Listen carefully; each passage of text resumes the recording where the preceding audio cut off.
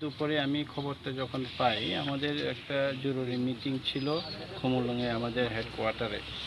তো আমাদের সব ইএমদের একটা মিটিং ছিল, তখন আমরা খবর পাই, আমার একটা ফোন যুগে খবর আসে যে মঙ্গিয়াকামি ব্লকে আমাদের কর্মীরা একটা ব্লক চেয়ারম্যানের কাছ থেকে একটা স্বাক্ষর গ্রহণের জন্য, যে কোনো একটা কাজে স্বাক্ষর গ্রহণের জন্য যখন যায়, ওখানে অনেক আইপিএফটি এবং বিজেপি কর্মীরা প্রথমেই এখানে 200 থেকে 250 জন এখানে জড়ো ছিল। তো আমাদের যারা কর্মী না, একজন সাধারণ মানুষ তার প্রয়োজনীয় তাগিদে স্বাক্ষর গ্রহণের জন্য যখন যায়, তাকে অন্য সবাইকে স্বাক্ষর দিচ্ছে, কিন্তু যিনি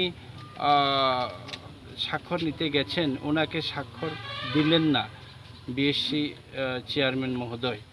তো এটা নিয়ে ওইখানে উত্তেজনা হয়, আবেদন জানানো হয় যে কেন স্বাক্ষর, এবং ওইটা জিজ্ঞেস করা হয় যেন কেন স্বাক্ষর দিলেন না। এরপরেও নাকি এখানে 250-200 জন কর্মী সমর্থকরা ভিতরে এসে আমাদের কর্মীদের ওইখানে আটকানো হয়, ওদেরকে মানে ধাক্কাধাক্কি দেওয়া হয়, ফলে ওখানে কিছু ঘটনা ঘটেছে। কিন্তু আমাদের আহত হয়েছে কিছু ওয়ার্কার, যথারীতি মেডিকেল টেস্ট করে থানাতে এফআইআর করা হয়েছে বলে আমাকে জানায়।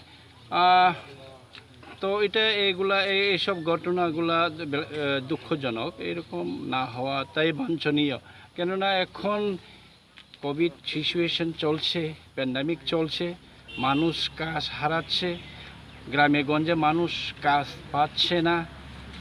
এইসব জায়গাতে ওই দিকে মানুষ এখানকে জমিয়াদের সাধারণ মানুষদের কিভাবে সহযোগিতা করা যায়, আর্থিকভাবে, সরকারিভাবে, বেসরকারিভাবে সবাই একযোগে সহযোগিতা করার দরকার। এইসব জায়গাতে যদি প্রয়োজনীয় তাগিদে যদি কেউ যায়, তো এটাকে পার্টি দেখে বা কালার দেখে এভাবে বারণ করা, তাকে সুবিধা না দেওয়া, এইসবগুলি কনস্পিরেসিগুলো না হলেই ভালো হবে।